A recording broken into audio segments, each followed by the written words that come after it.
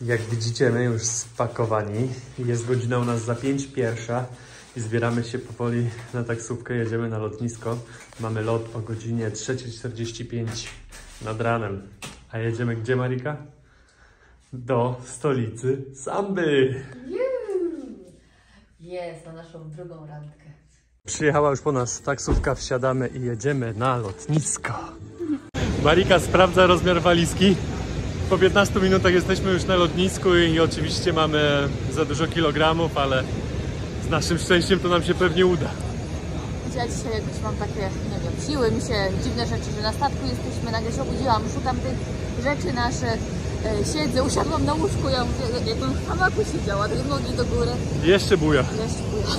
Przeszliśmy już odprawę, idziemy teraz na jakiś salonik, są tutaj dwa, jest tu jakiś Amazon VIP Lodge.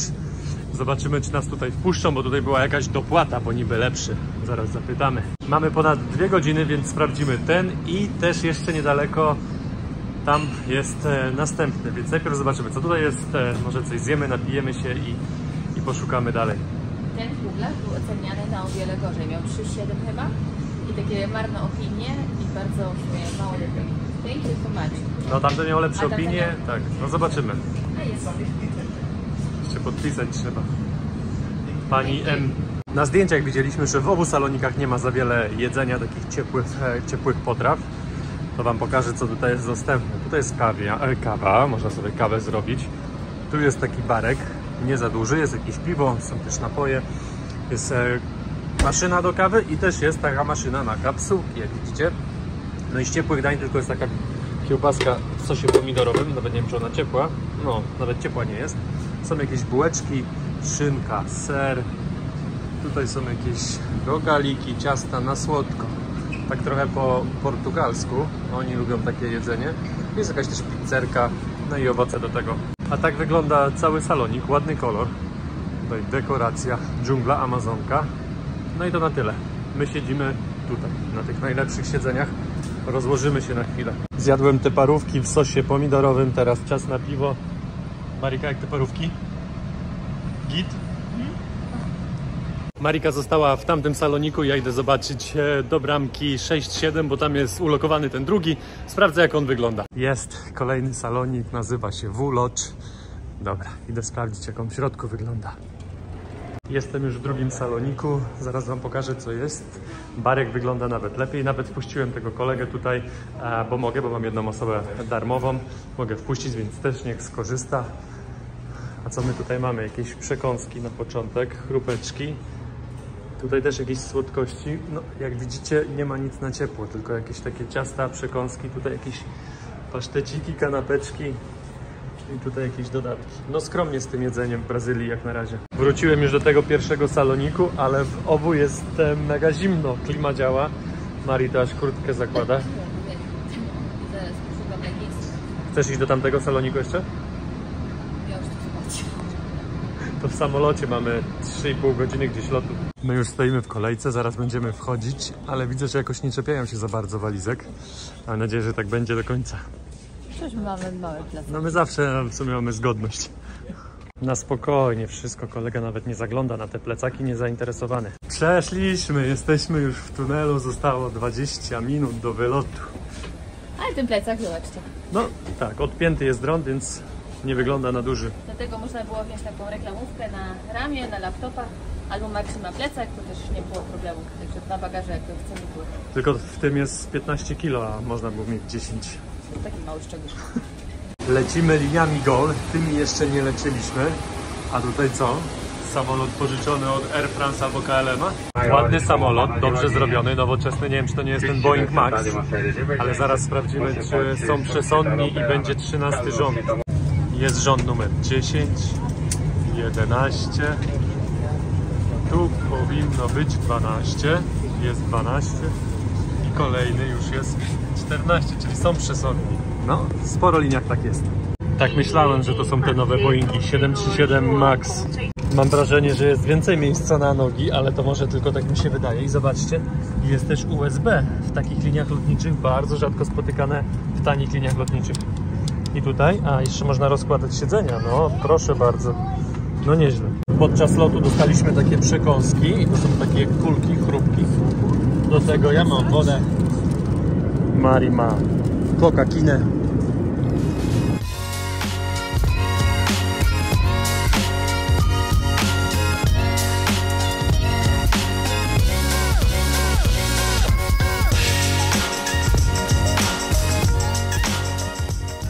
I to jest ten moment po raz pierwszy w podróży, tak mi się wydaje, Marika. Nasz samolot zawróci, bo nie wstało 50% ludzi po wylądowaniu. Jak to wygląda? Kurczę, ja tam nie chcę wracać. Ja chcę do łóżka. Wychodzimy już z samolotu. Ciao, ciao. Ciao. Jesteśmy na innym lotnisku. My już wychodzimy z lotniska, ale żeby nie było tak łatwo, to nie wylądowaliśmy sobie w Rio de Janeiro, tylko wylądowaliśmy sobie w São Paulo. W São Paulo musimy teraz zmienić lotnisko, czyli szukamy, gdzie możemy złapać busa, bo ponoć bus jest z tego lotniska na to drugie. To zajmuje około godziny czasu przejazd, bo jest przez całe miasto i jest dość tanie autobusem. Jakbyśmy chcieli jechać taksówką, to wyjdzie około 100 zł. Za takie autobusy trochę lepsze chcieli około 90 rieli za 2 osoby, to jest lekko 70 zł, ale znaleźliśmy, kurde, ten mój wózeczek tu nie chce jechać, ale znaleźliśmy jeszcze takie miejskie, no idziemy zapytać tam o cenę. My już czekamy w kolejce do wejścia na autobus, jednak ten tańszy okazał się inną opcją i bierzemy ten za prawie 90 rieli, czyli 70 zł na 2 osoby, żeby dojechać na inne lotnisko. Ktoś, kto się interesuje chociaż trochę Brazylią, albo słyszał o Rio, albo São Paulo, no to wie, że tutaj jest dość niebezpiecznie. I my tylko zapytaliśmy autobus, że chcemy dojechać jakimś tańszym autobusem przez jakieś tam centrum. Pani, która tutaj stała, mówi: nie róbcie tego, nie jedźcie przez centrum. To są miejskie busy, one są bardzo niebezpieczne, tym bardziej dla was, bo widać, że wy nie jesteście stąd, tym bardziej z walizkami. Mówi: ja bym wam nie proponowała. I powiem wam, że gdzie nie jesteśmy teraz w Brazylii, od razu nam mówią o takim bezpieczeństwie, żebyśmy uważali. Także trzeba mieć cały czas z tyłu głowy, jak się będzie chodziło po mieście. Kupujemy u kolegi, który pakuje walizki do bagażnika tutaj tego autobusu i on nam sprzeda od razu 2. Mamy bilety, kierowca nam teraz zeskanuje i będziemy wchodzić do autobusu. My już jedziemy autobusem, jak widzicie, za szybą. Będziemy tutaj jechać jakieś 1,5 godziny. Mamy jeszcze około 6 godzin do następnego połączenia. Będziemy tam już w środku, myślę, że 4 godziny przed odlotem. To pójdziemy jeszcze gdzie, Marika? Do Saloniku. Po 50 minutach, a więc o wiele szybciej niż planowaliśmy, albo niż pokazywało nawet w aplikacji, dojechaliśmy na lotnisko. Marcin odbiera ostatnią walizkę, no i będziemy się kierowali do Saloniku. Wzięliśmy wózek, żeby było łatwiej się dostać. Widziałam, że pan skrupulatnie sprawdzał te numerki na plecakach. To nie jak w innych krajach, że tam wyciągali wszystkie i można było sobie brać. Tutaj sprawdzał numerki. No to fajnie, fajnie. Przynajmniej o tyle bezpiecznie można się poczuć. Idziemy do Saloniku. Te lotnisko wygląda jak stare dworce autobusowe. W Anglii mi się takie kojarzą. Marika mówi, że w starym Warszawie też takie były. No, to jak weszłam, mówię, gdzie my jesteśmy, jakieś podziemia, nie wiem. Dziwnie. Tym razem inaczej. Tam jest kontrola bezpieczeństwa, a Salonik jest przed kontrolą bezpieczeństwa. I zaraz wchodzimy. Pokażę wam teraz, jak wygląda ten salonik. Można zamówić jedzenie, które pani tutaj podgrzewa na bieżąco. Tam ma w lodówce pełną lodówkę. Można też sobie tutaj wino zamówić. Tak wyglądają dania, które ja zamówiłem. Mamy tutaj spaghetti, mamy tutaj coś z brokułami i tu też trochę jak pire ziemniaczane. Do tego parmezan, a zaraz wam pokażę jeszcze, co tu można jeszcze zjeść. Jest tutaj kawa, można kawę wypić. Tutaj są jakieś przekąski, ale powiem wam, że nie jest dużo jedzenia. Tutaj są jeszcze jakieś ciasta. Jest tyle ludzi, że w Saloniku jest napisane, że jak jest za dużo ludzi, to po prostu już nie wpuszczają więcej. Także mamy szczęście, pełny Salonik. Posiedzieliśmy trochę w Saloniku, teraz idziemy na odprawę bezpieczeństwa. My jeszcze mamy trochę czasu do odlotu, ale tutaj jest takie miejsce, które się nazywa Singu. I z naszej karty możemy wejść tutaj i może być taka sytuacja, że panie nam zrobią paznokcie. taka nowość w naszych Salonikach. Marcin idzie na pierwsze ogniwo, robi sobie pedicure. Takie ma stopy, że pani aż maskę założyła. W Saloniku jeszcze piwo dawali. Niestety druga pani jest tutaj zajęta i mówi, że skończy jakieś 20-30 minut, a my już wtedy... Pani wącha? Oh yes.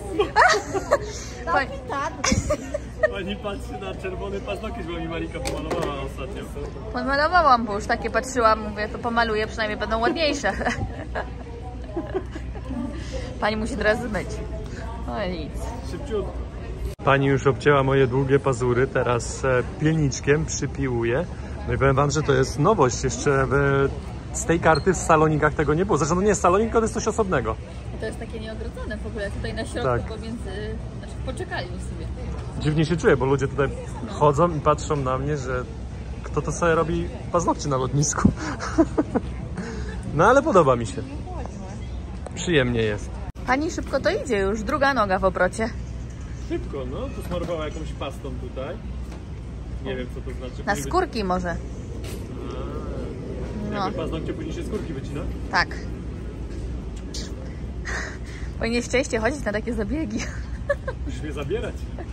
Ciebie to gdziekolwiek ciężko namówić na takie zabiegi. O Marii, jak zapłacisz, to mnie nie trzeba namawiać. Samemu ciężko w domu zrobić, a to dopiero na zabieg pójść. No, następnym razem ci przypomnę te słowa. Jak zapłacisz, to ja pierwszy w kolejce. Trzymam ze słowa. Pani obcięła paznokcie, zrobiła też skórki i teraz jakiś peeling nałożyła i szoruje mi stopy. No Marii, powiem ci, że czegoś takiego to ja jeszcze nie miałem. Teraz Marii się dosiadła na paznokcie, Marii sobie robi na rękach, a oczywiście ja na nogach, bo mi tam trochę już się zapuściło. Jakie piękne paznokietki teraz mam, zobaczcie, mogę wyskoczyć na plażę. Marika też już kończy i idziemy pod naszą bramkę, bo na telewizorze już jest napisane, że jest boarding. Na tablicy już napisane last call, czyli że końcówka wpuszczania na pokład. Marika już kończy te paznokcie, ja idę sam i najwyżej jej napiszę, bo oni często tak jest, że piszą last call, a jeszcze można spokojnie sobie iść i 5 i nawet 10 minut czasami. Okazało się, że pod bramką nikogo nie ma, Marika jeszcze nie przyszła, jeszcze siedzi tam na paznokciach. Zadzwoniłem do niej, żeby teraz szybko tutaj dawała, no bo oni podwożą jeszcze autobusami, więc to trochę dłużej schodzi. Jest i spóźniona Jagoda.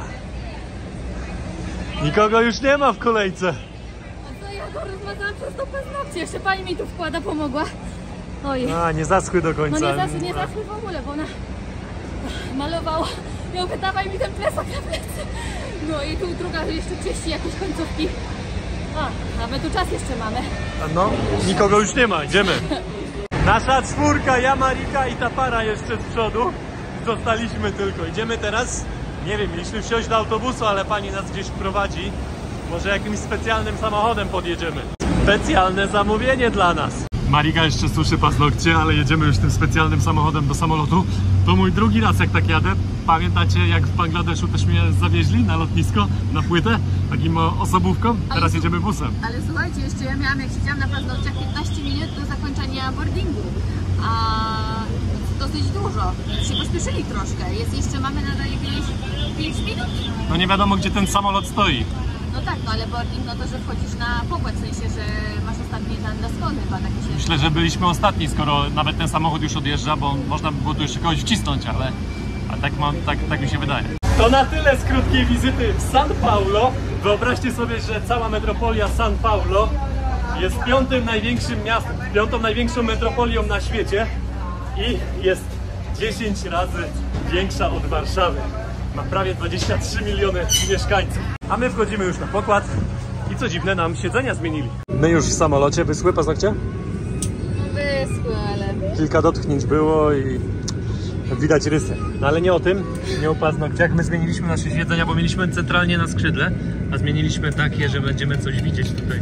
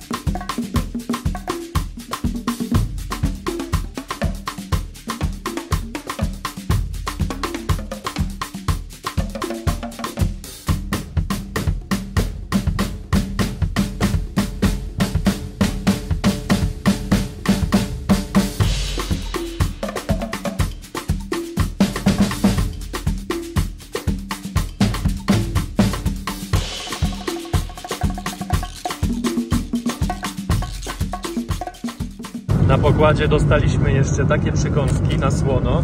Tutaj mam nadzieję, że coś czekoladowego. Tutaj jest jakieś ciastko czekoladowe i ja mam sok pomarańczowy. Marika ma coca. Wychodzimy już z samolotu. Obrigado. A co tu się stało? Jakaś kolejka. Pięknie. Czujesz, Mari, Rio? Czuję. Siadamy do autobusu, jedziemy na lotnisko. Bardzo małe lotnisko, dosłownie w 2 minuty wyszliśmy z tamtych drzwi. Też pasy, którymi jadą walizki, też bardzo krótkie. No bardzo dobrze, bo my nie chcemy tutaj już spędzać dużo czasu. Idziemy. Właśnie wyszliśmy z lotniska i powiem wam, że klimat też jest inny. Jest cieplej, też się ciężej oddycha trochę. Wilgotność taką czuć. Plecaki, plecaczki, torebki, torebunie. Czego nam tutaj brakuje? Rumunki trochę. O tak. Kupiliśmy karty w maszynie, wsiadamy do pociągu, do takiej kolejki i będziemy jechać kilka stacji. Bardzo ładny, czysty pociąg. Jak na początek Rio, podoba mi się. Mieliśmy jechać taksówką, ale wymyśliliśmy jednak, że pojedziemy kolejką, później się przejdziemy kawałek. Mamy niedaleko do naszego mieszkania jakieś... Z lotniska było 20 minut, więc od ostatniej stacji będzie 3 minuty. Super. 2 przystanki przejechaliśmy. Wysiedliśmy już na naszej dzielnicy, a tu od razu taki piękny budynek przed nami. Co to jest? Jakiś kulturowy budynek. To chyba jest... No właśnie. Brawo, tym. Teatr. Mamy kawałek do naszego apartamentu, a tutaj mamy też metro, więc pewnie metrem trochę pojeździmy. Tutaj za drzewami mamy kolejny piękny budynek. Tutaj w parku jakiś pomnik. Mari, widzisz to? Sprzedają caipirinę. Myślisz, że to odpowiednia godzina 15 na caipirinę? Każda pora jest dobra na caipirinę. Rio. Tutaj zobaczcie, jaki teatr jest piękny, ozłocony. Tam u góry jakieś orły. Jakby tutaj niemiecka ręka trochę szykowała ten teatr. Jesteśmy już w naszym budynku. Musieliśmy tutaj wpisać nasz kod, który dostaliśmy na B&B. Idziemy teraz do naszego apartamentu. Jedziemy na 12 piętro. Mam nadzieję, że będzie ładny widok. Tego się nie spodziewałam. Taki ładny. Wchodzimy do naszego apartamentu za 135 zł za nockę. Mamy tutaj ponoć kuchnię, mamy swój pokój. O, oho, coś mało światła, ale tam jest zasłonięte. O, tak wygląda nasz apartament na kolejne kilka dni. Mamy też kuchenkę. Mamy tutaj zlew. Czy nam coś pani zostawiła? Dobrze, dobrze. Może tutaj? No nie, nic nie ma. Mamy telewizor, więc fajnie będziemy mogli sobie jakiegoś Netflixa pooglądać albo nasze filmy na YouTubie. Mamy tutaj łóżko i jeszcze widok z okna. 12 piętro. Aha. Budynek. O, jest kawałek. No ładnie widać. Marika teraz odsłoniła okno, no to naprawdę ładny widok. Siedząc sobie tutaj w pokoju. Ja tak z boku spojrzałem na ten budynek, mówię, co to ma być. Ale jest ładnie. Pokażę wam jeszcze, jaką mamy łazienkę. Łazienka też jest ładna. Jak na Rio wam powiem, 130 zł za taki, o proszę, za taki apartamencik, kibelek jest. To jesteśmy my. Zadowolona? Tak. Relaxing. Tak, jeszcze internet trzeba sprawdzić. Mamy jeszcze siłownię na dole i co jeszcze było? Sauna i jakiś pokój chyba taki ogólny do pracy. Jakbym był młodszy, to już bym był spakowany na Copacabanę. Ale że mi się chce spać, to nie wiem, czy na drzemkę nie pójdę. Nie!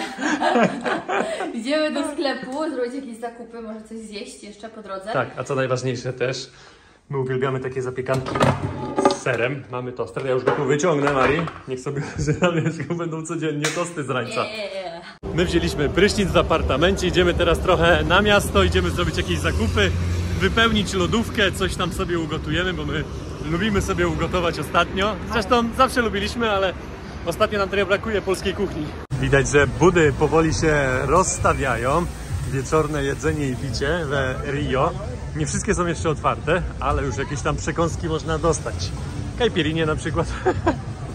Tutaj można za 7 zł szklaneczkę caipirini dostać. Ale my idziemy dalej. Poszukamy też coś do jedzenia. Jak nam się nie uda nic kupić w sklepie, to kupimy coś sobie tutaj do jedzenia. To jest dobry pomysł w Monopolowym. Jest wystawiony telewizor na chodniku i zobaczcie, jak oni kochają futbol. Stoją, siedzą na samochodach i oglądają sobie mecz. W Brazylii to nawet supermarkety się nazywają Mundial. Wszystko związane z piłką. My już wróciliśmy do naszego apartamentu po zakupach. Marika już tam dojada, zaraz wam pokażę. I dzisiaj wydaliśmy na zakupy 270 zł. I tak to wygląda. No, nie jest mało, ale też nie jest dużo jak na te pieniądze. Mamy jakieś tuńczyki, mamy jakieś tam kiełbasy, ogórka, marchewek. Tu mamy pół kilo sera, więc to też zrobiło robotę. Mamy jakąś sól, ogórki, mleko, banan, ziemniaki, co ubolewam najbardziej, bo ziemniaki kosztują 8 rieli. To jest jakieś ponad 6 zł za kilogram. Cebula też w ogóle mistrzostwo, chyba z 6 zł. Drogo. No i mamy tu jakieś dodatki. Ketchup, musztarda. A Mari właśnie, o, salami. Dobra? Dobra, w smaku. Bierzemy się za gotowanie kolacji.